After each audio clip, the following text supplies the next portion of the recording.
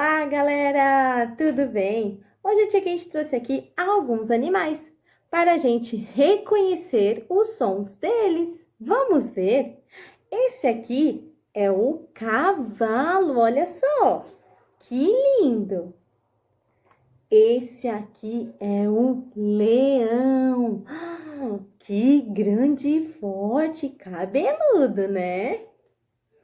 Esse aqui é o cachorro. Olha só, que fofo. Esse aqui grandão é o elefante. Olha só, ele tem um orelhão e tem a tromba bem grande. Esse aqui é o boi. Olha só, que lindo também.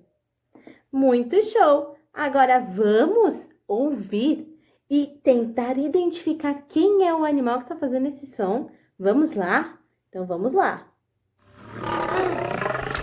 Quem será esse? Uau!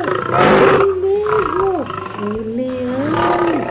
Que som forte ele faz, né? Que legal!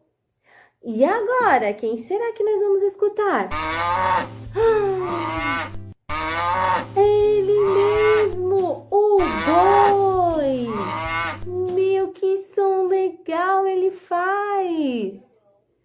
Muito legal! E agora, quem será que nós vamos escutar? Ele mesmo, o cavalo! Que som engraçado, né? Muito legal! Parabéns, seu cavalo! E agora? Quem será que é esse? Eu acho que eu já sei. É ele mesmo, o elefante, que tem uma tromba gigante. Que legal! Muito show! Beijo! Tchau!